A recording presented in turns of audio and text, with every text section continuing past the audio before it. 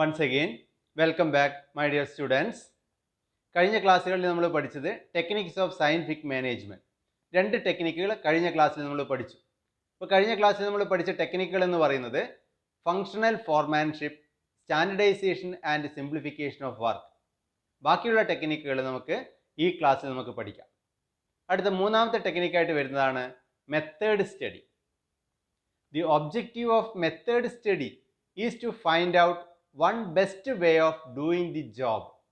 The objective of method study is to minimize the cost of production and maximize the quality and satisfaction of the customer. Method studyയിൽ FW Taylor പറയുന്നത് ഏതൊരു പ്രവൃത്തിയും ചെയ്യുന്നതിന് വേണ്ടി ഒരു best method ഉണ്ടാവും എന്നുള്ളതാണ്. ആ ബെസ്റ്റ് മെത്തേഡ് കണ്ടെത്തലാണ് മെത്തേഡ് സ്റ്റഡിയിൽ ചെയ്യുന്നത്. അപ്പോൾ ഒബ്ജക്റ്റീവ് ഓഫ് മെത്തേഡ് സ്റ്റഡി എന്ന് പറയുന്നത് find out the best method for doing an activity. ആ ബെസ്റ്റ് മെത്തേഡ് കണ്ടെത്തി ആ മെത്തേഡിലൂടെ ആയിരിക്കണം നമ്മൾ കാര്യങ്ങൾ ചെയ്യേണ്ടത് എന്നാണ് പറയുന്നത്. അങ്ങനെ ബെസ്റ്റ് മെത്തേഡ് കണ്ടെത്തി കഴിഞ്ഞാൽ സ്ഥാപനത്തിലെ കോസ്റ്റ് നമുക്ക് റെഡ്യൂസ് ചെയ്യാൻ വേണ്ടി പറ്റും, അതുപോലെ ക്വാളിറ്റി കൂട്ടാൻ വേണ്ടി പറ്റും. That will provide satisfaction to the customer. Next നാലാമത്തെ ടെക്നിക്കാണ് motion study. Motion study refers to the study of movements like lifting, putting objects, sitting and changing positions, etc., which are undertaken while doing a typical job. Unnecessary movements are sought to be eliminated so that it takes less time to complete the job efficiently. Motion എന്ന് പറഞ്ഞു കഴിഞ്ഞാൽ movements ആണ്. അപ്പോൾ ഒരു സ്ഥാപനത്തിലുള്ള movements കൃത്യമായി പഠിക്കുക. എംപ്ലോയീസിൻ്റെ movements, ഫയലിൻ്റെ movements, മെഷീൻസിൻ്റെ movements, ഇതൊക്കെ കൃത്യമായി പഠിച്ച് യൂസ്ലെസ് ആയിട്ടുള്ള മൂവ്മെൻറ്റ്സ് ഐഡൻറ്റിഫൈ ചെയ്യുക, അത് ഒഴിവാക്കുക. അനാവശ്യമായിട്ടുള്ള മൂവ്മെൻറ്റ്സ് ഉണ്ടാകും, ചലനങ്ങൾ ഉണ്ടാകും. അത്തരം ചലനങ്ങളെ കണ്ടുപിടിച്ച് അത് ഒഴിവാക്കുക എന്നുള്ളതാണ് ചലന പഠനത്തിലൂടെ FW ടൈലർ ലക്ഷ്യം വെക്കുന്നത്. ഒരു സ്ഥാപനത്തിൽ ഒരു എംപ്ലോയി വർക്ക് ചെയ്യുമ്പോൾ എംപ്ലോയി ഒരുപാട് ചലനങ്ങൾ അനാവശ്യമായി വരുത്തുന്നുണ്ടാവും.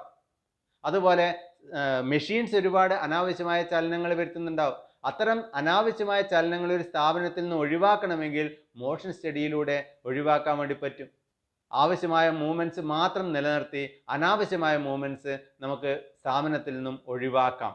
അങ്ങനെ സ്ഥാപനത്തിലെ എഫിഷ്യൻസി നമുക്ക് കൊണ്ടുവരാൻ വേണ്ടി കഴിയും എന്ന് മോഷൻ സ്റ്റഡിയിലൂടെ FW ടൈലർ വാദിക്കുന്നു.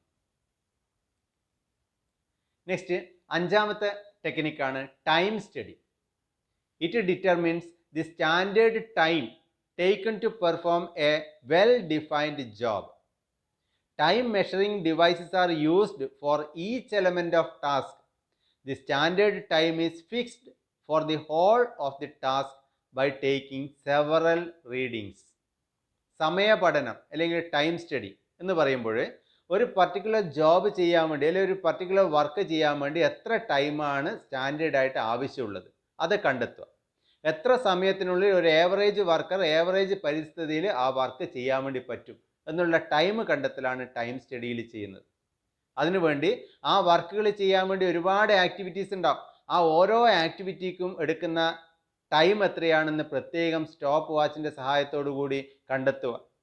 അങ്ങനെ ആ ഒരു വർക്ക് ചെയ്യാൻ ആവശ്യമായ ഡിഫറെൻ്റ് ആക്ടിവിറ്റീസിന് വേണ്ടുന്ന ടൈമുകൾ കൃത്യമായി കണ്ടെത്തി കഴിഞ്ഞാൽ ആ ടൈമുകളൊക്കെ ആഡ് ചെയ്ത് കഴിഞ്ഞാൽ ആ ഒരു ടോട്ടൽ വർക്കിൻ്റെ ടൈം നമുക്ക് കണ്ടെത്താം.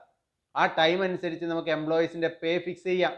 അല്ലെ എംപ്ലോയീസ് ആരൊക്കെയാണ് എഫിഷ്യൻ്റ് എംപ്ലോയീസ്, ആരൊക്കെയാണ് ഇൻഎഫിഷ്യൻ്റ് എംപ്ലോയീസ് എന്നൊക്കെ നമുക്ക് തരംതിരിക്കാൻ വേണ്ടി പറ്റും.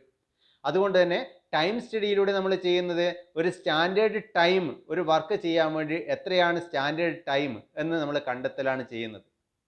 ഇപ്പോൾ സമയ പഠനത്തിലൂടെ സ്റ്റാൻഡേർഡ് ടൈം, ഒരു ജോലി ചെയ്യാൻ വേണ്ടിയിട്ടുള്ള സ്റ്റാൻഡേർഡ് ടൈം എത്രയാണെന്ന് നിശ്ചയിക്കുകയാണ് ചെയ്യുന്നത്. നെക്സ്റ്റ് ടെക്നിക്ക് നമുക്ക് നോക്കാം, ഫെറ്റീഗ് സ്റ്റഡി, ക്ഷീണപഠനം.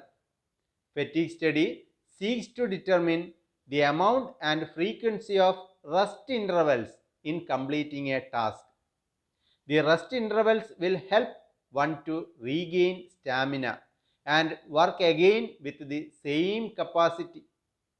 ക്ഷീണപഠനം, ഒരു ജോലി ചെയ്യുമ്പോൾ സ്വാഭാവികമായിട്ടും വർക്കേഴ്സിന് ഇടവേളകൾ ആവശ്യമാണ്. അവരുടെ ക്ഷീണം അകറ്റാൻ വേണ്ടിയിട്ട് ഇടവേളകൾ കൊടുക്കണം. അവരുടെ എത്ര വർക്ക് ചെയ്താലാണ് അവർക്ക് ഇടവേളകൾ കൊടുക്കേണ്ടതെന്ന് തീരുമാനിക്കുന്നത് ക്ഷീണ പഠനത്തിൻ്റെ അടിസ്ഥാനത്തിലാണ്, അല്ലെങ്കിൽ ഫെറ്റീഗ് സ്റ്റഡിയുടെ അടിസ്ഥാനത്തിലാണ്. ഓരോ വർക്കിനും ആവശ്യമായി വരുന്ന ഇടവേളകൾ എന്ന് പറയുന്നത്, ഇൻ്റർവെൽ എന്ന് പറയുന്നത് പലതരത്തിലായിരിക്കും. ചില വർക്കുകൾ വളരെ കഠിനമായ വർക്കുകളായിരിക്കും, ചിലത് വളരെ ഈസി ആയിട്ട് ചെയ്യാൻ വേണ്ടി പറ്റും. അപ്പോൾ ചില വർക്കുകൾ ചെയ്യുമ്പോൾ ഇടവേളകൾ, ഇൻ്റർവെൽ എന്ന് പറയുന്നത് കൂടെ കൂടെ കൊടുക്കേണ്ടി വരും, കൂടുതൽ സമയം കൊടുക്കേണ്ടി വരും. അപ്പോൾ ആ ഇടവേളകൾ എത്രമാത്രം കൊടുക്കണം എന്ന് കണ്ടെത്തലാണ് ഫെറ്റീഗ് സ്റ്റഡിയുടെ പ്രധാനപ്പെട്ട ഉദ്ദേശം. ഇടവേളകൾ അല്ലെ ഇൻ്റർവെല്ല് കൊടുക്കുക വഴി എംപ്ലോയീസിൻ്റെ സ്റ്റാമിന അവർക്ക് വീണ്ടെടുക്കാം, വീണ്ടും ഫ്രഷ് ആയിക്കൊണ്ട് അവർക്ക് വീണ്ടും വർക്ക് സ്റ്റാർട്ട് ചെയ്യാൻ വേണ്ടി കഴിയും. നെക്സ്റ്റ് വരുന്നതാണ് differential piece wage system. Differential piece wage system എന്ന് പറയുന്നത് Taylor wanted to differentiate between efficient and inefficient workers. He says that a higher wage rate must be given to efficient workers and a lower wage rate to inefficient workers. Taylor പറയുന്നത് എല്ലാ എംപ്ലോയീസിനെയും efficient worker എന്നും inefficient worker എന്നും തരംതിരിക്കണം. നമ്മൾ നേരത്തെ പഠിച്ചിരിക്കുന്ന ടെക്നിക്കുകളൊക്കെ ഉപയോഗിച്ചുകൊണ്ട് എംപ്ലോയീസിനെ എഫിഷ്യൻറ്റ് എംപ്ലോയി എന്നും ഇൻഎഫിഷ്യൻറ്റ് എംപ്ലോയി എന്നും തരംതിരിക്കണം. സ്റ്റാൻഡേർഡ് ഔട്ട്പുട്ട് പ്രൊഡ്യൂസ് ചെയ്യുന്ന എംപ്ലോയിയെ എഫിഷ്യൻറ്റ് എംപ്ലോയി എന്നും റേറ്റിലും കുറവ് യൂണിറ്റുകൾ പ്രൊഡ്യൂസ് ചെയ്യുന്ന എംപ്ലോയിയെ ഇൻഎഫിഷ്യൻറ്റ് വർക്കർ എന്നും തരംതിരിക്കണം. എന്നിട്ട് ടൈലർ പറയുന്നത് എഫിഷ്യൻറ്റ് എംപ്ലോയീസിന് ഹയർ റേറ്റ് ഓഫ് വേജസ് കൊടുക്കണം, ഇൻഎഫിഷ്യൻറ്റ് എംപ്ലോയീസിന് ലോവർ റേറ്റ് ഓഫ് വേജസ് മാത്രമേ കൊടുക്കാൻ വേണ്ടി പാടുള്ളൂ. എക്സാമ്പിളായിട്ട് പറയുകയാണെങ്കിൽ, suppose the standard output of an employee is fixed as 10 unit. If worker A produces 11 units, his wages will be 11 into 50, 550. If worker B produces only 8 units, his wages will be 8 into 40, that is 320. ഇപ്പോൾ നമ്മുടെ സ്ഥാപനത്തിൽ 10 units ആണ് standard output ആയിട്ട് fix ചെയ്യുന്നത്. Worker A produce ചെയ്യുന്നത് 11 unit ആണ്, that is സ്റ്റാൻഡേർഡിനേക്കാൾ കൂടുതലാണ്, he's efficient എന്ന് പറയാം. അങ്ങനെയാണെങ്കിൽ അയാൾക്ക് ഹയർ റേറ്റ് ഓഫ് വേജ് കൊടുക്കണം. ഒരു ഔട്ട്പുട്ടിന് 50 രൂപ. ഇപ്പോൾ 11 ഔട്ട്പുട്ടിന് 11 ഇൻറ്റു 50, 550 രൂപ. വർക്കർ ബി പ്രൊഡ്യൂസ് ചെയ്യുന്നത് 8 യൂണിറ്റ് മാത്രമാണ്, ഹീസ് ഇൻഎഫിഷ്യൻറ്റ്. അപ്പോൾ അവർക്ക് കൊടുക്കുന്ന വേജ് റേറ്റ് റെഡ്യൂസ് ചെയ്യണം.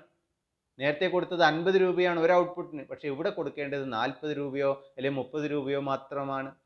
അപ്പം അങ്ങനെയാണെങ്കിൽ അയാൾ പ്രൊഡ്യൂസ് ചെയ്യുന്നത് 8 യൂണിറ്റ് ആണ്, 8 ഇൻറ്റു 40 മാത്രമേ കണക്കാക്കാൻ വേണ്ടി പാടുള്ളൂ. അങ്ങനെയാണെങ്കിൽ 320 രൂപയാണ് അയാൾക്ക് ലഭിക്കുക. അപ്പോൾ എഫിഷ്യൻറ്റ് വർക്കറുടെ വേജും ഇൻഎഫിഷ്യൻറ്റ് വർക്കറുടെ വേജും തമ്മിൽ വളരെയേറെ വ്യത്യാസം ഇവിടെ ഉണ്ടാവുന്നു. റേറ്റിൽ തന്നെ വ്യത്യാസം വരികയാണ്. എഫിഷ്യൻറ്റ് വർക്കർക്ക് 50 രൂപ പ്രകാരവും ഇൻഎഫിഷ്യൻറ്റ് വർക്കർക്ക് 40 45 രൂപ പ്രകാരവും മാത്രമേ വേജസ് ഫിക്സ് ചെയ്യാൻ വേണ്ടി പാടുള്ളൂ എന്നാണ് FW Taylor differential piece wage സിസ്റ്റത്തിൽ പറയുന്നത്. ഇനി നമ്മൾ നേരത്തെ പറഞ്ഞൊരു ടേമാണ് mental revolution. Mental revolution involves a change in the attitude of workers and management towards one another from competition to cooperation. Both should realize that they require one another. മാനേജ്മെൻറ്റും എംപ്ലോയീസും വർക്കേഴ്സും അവരുടെ മെൻ്റൽ ആറ്റിറ്റ്യൂഡ് ചേഞ്ച് ചെയ്യണം.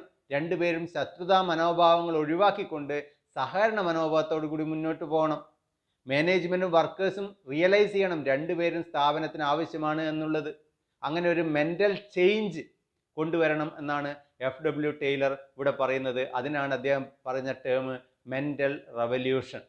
മാനസിക വിപ്ലവം തന്നെ സൃഷ്ടിച്ചെടുക്കണം എന്നാണ് പറയുന്നത്. രണ്ടുപേരും പരസ്പരം ശത്രുക്കളാണ്, അല്ലെങ്കിൽ രണ്ടുപേരും പരസ്പരം മറ്റൊന്ന് ആരൊക്കെയാണ് എന്നുള്ള ഒരു തോന്നൽ വരാൻ വേണ്ടി പാടില്ല. രണ്ടുപേരും സഹകരണത്തോടു കൂടി സ്ഥാപനത്തിൽ വർക്ക് ചെയ്യണം എന്നാണ് മെൻ്റൽ റെവല്യൂഷൻ കൊണ്ട് FW ടൈലർ ഉദ്ദേശിക്കുന്നത്. അടുത്തത്, ഇതുവരെ നമ്മൾ പഠിച്ചിരിക്കുന്നത് ഹെൻറി ഫയോളിൻ്റെയും FW ടൈലറുടെയും പ്രിൻസിപ്പിൾസും ടെക്നിക്സും ഒക്കെയാണ്. ഇനി രണ്ടുപേരെയും നമുക്കൊന്ന് കമ്പയർ ചെയ്ത് നോക്കിയാൽ, ഫസ്റ്റ് പെർസ്പെക്റ്റീവിൽ ഹെൻറി ഫയോൾ എന്ന് പറയുന്നത് പ്രധാനമായിട്ട് ഫോക്കസ് ചെയ്തിരിക്കുന്നത് ടോപ്പ് ലെവൽ മാനേജ്മെൻറ്റുമായിട്ട് ബന്ധപ്പെട്ടാണ്. FW ടൈലർ ആണെങ്കിൽ shop floor level of a ഫാക്ടറിയാണ്. ഫാക്ടറിയുമായിട്ട് ബന്ധപ്പെട്ടുള്ള പ്രിൻസിപ്പിൾസും ടെക്നിക്സുമാണ് FW ടൈലർ പ്രധാനമായിട്ട് നമ്മോട് പറഞ്ഞു തന്നത്. Unity of command Henry Fayol ആണെങ്കിൽ സ്ട്രിക്ട്ലി ഫോളോഡ് ആണ്. യൂണിറ്റി ഓഫ് കമാൻഡ് കൊണ്ടുവന്നത് തന്നെ ഹെൻറി ഫയോൾ ആണ്. നേരെ FW ടൈലർ ആണെങ്കിൽ ഫങ്ഷണൽ ഫോർമാൻഷിപ്പാണ് FW ടൈലർ പറയുന്നത്. അതുകൊണ്ട് തന്നെ unity of command not considered. As under functional foremanship a worker receives orders from 8 specialist FW Taylor പറയുന്നത് 8 സ്പെഷ്യലിസ്റ്റുകൾ ചേർന്ന ഒരു വർക്കറെ ആവശ്യമായ നിർദ്ദേശങ്ങൾ കൊടുക്കണമെന്നാണ്. Applicability, applicable universally. ഹെൻറി ഫയോളിൻ്റെ പ്രിൻസിപ്പിൾസ് എന്ന് പറയുന്നത് യൂണിവേഴ്സലി അപ്ലിക്കബിൾ ആണെന്ന് പറയാം. FW ടൈലറെ സംബന്ധിച്ചിടത്തോളം applicable to specialised situations. Specialised സിറ്റുവേഷൻസിന് മാത്രമാണ് FW ടൈലറുടെ പ്രിൻസിപ്പിൾസ് അപ്ലിക്കബിൾ എന്ന് നമുക്ക് കാണാൻ വേണ്ടി പറ്റും. അത് പ്രധാനമായിട്ട് ഫാക്ടറി ലെവലിലുള്ള പ്രിൻസിപ്പിൾസും ടെക്നിക്സുമാണ് FW ടൈലർ നമുക്ക് തന്നിരിക്കുന്നത്. Basis of formation, personal experience. Henry Fayol തൻ്റെ പേഴ്സണൽ എക്സ്പീരിയൻസസിലൂടെയാണ് ഈ 14 പ്രിൻസിപ്പിൾസും ഡെവലപ്പ് ചെയ്തിരിക്കുന്നത്. FW ടൈലർ ആണെങ്കിൽ ഒബ്സർവേഷൻസ് ആൻഡ് എക്സ്പെരിമെൻറ്റേഷൻ, നിരന്തരമായ പരീക്ഷണങ്ങളും നിരീക്ഷണങ്ങളും നടത്തിക്കൊണ്ടാണ് FW ടൈലർ തൻ്റെ പ്രിൻസിപ്പിൾസും ടെക്നിക്സും നമുക്ക് മാനേജ്മെൻറ്റ് ഫീൽഡിന് നൽകിയിരിക്കുന്നത്. Focus, improving overall administration. Henri Fayol focus ചെയ്തത് ഓവറോൾ അഡ്മിനിസ്ട്രേഷനാണ്. FW ടൈലർ ആണെങ്കിൽ ഇൻക്രീസിങ് പ്രൊഡക്ടിവിറ്റിയാണ്. പ്രൊഡക്ടിവിറ്റിയുമായിട്ട് ബന്ധപ്പെട്ടാണ്, ഫാക്ടറിയുമായിട്ട് ബന്ധപ്പെട്ടാണ് FW ടൈലർ പ്രധാനമായിട്ട് അവരുടെ പ്രിൻസിപ്പിൾസ് ഡെവലപ്പ് ചെയ്തിരിക്കുന്നത്. Personality, Henri Fayol is a practitioner, FW Taylor is a scientist. Expression, general theory of administration. FW Taylor ആണെങ്കിൽ സയൻറ്റിഫിക് മാനേജ്മെൻ്റ് ആണ്. ജനറൽ മാനേജ്മെൻറ്റ് പിതാവായിട്ട് അറിയപ്പെടുന്നത് ഹെൻറി ഫയോൾ ആണ്. സയൻറ്റിഫിക് മാനേജ്മെൻറ്റ് പിതാവായിട്ട് അറിയപ്പെടുന്നത് FW ടൈലർ ആണ്. ഇപ്പോൾ എക്സാമിനേഷൻ സംബന്ധിച്ചിടത്തോളം ടെക്നിക്കുകൾ എല്ലാം കൂടി ചേർന്നുകൊണ്ട് ഒരു essay ക്വസ്റ്റ്യൻ ചോദിക്കാം, അല്ലെങ്കിൽ പ്രത്യേകം ചോദിക്കാം. അതുപോലെ ഫങ്ഷണൽ ഫോർമാൻഷിപ്പ് പ്രത്യേകമായി ചോദിക്കാം. അതിൻ്റെ ഡയഗ്രാം വരച്ച് എക്സ്പ്ലെയിൻ ചെയ്യാൻ വേണ്ടി പറയാം. 8 സ്പെഷ്യലിസ്റ്റുകളുണ്ട്, ആ 8 സ്പെഷ്യലിസ്റ്റുകളെയും കുറിച്ച് പ്രത്യേകം ചോദിക്കാം. അതുകൊണ്ട് തന്നെ ഈ ടെക്നിക്കുകളും പ്രിൻസിപ്പിൾസും കൃത്യമായി പഠിക്കണം. ഹെൻറി ഫയോളിൻ്റെയും FW ടൈലറുടെയും പ്രിൻസിപ്പിൾസ്, അതുപോലെ ടൈലറുടെ സയൻറ്റിഫിക് മാനേജ്മെൻറ്റ് ടെക്നിക്സ് കൃത്യമായി പഠിക്കുക. അതിൻ്റെ അകത്ത് 1-2 ഡിഫറൻസസ് പറയുന്നുണ്ട്, അതും കൂടി കൃത്യമായി പഠിക്കുക. ഇതോടുകൂടി ഈ രണ്ടാമത്തെ ചാപ്റ്റർ ഇവിടെ അവസാനിക്കുകയാണ്. ഈ ഒരു ക്ലാസ് ഇഷ്ടപ്പെട്ടെങ്കിൽ മറ്റുള്ളവർക്ക് വേണ്ടി ഷെയർ ചെയ്യുക. അടുത്ത ക്ലാസ്സിൽ കാണുന്നതുവരെ എല്ലാവർക്കും നന്ദി, നമസ്കാരം.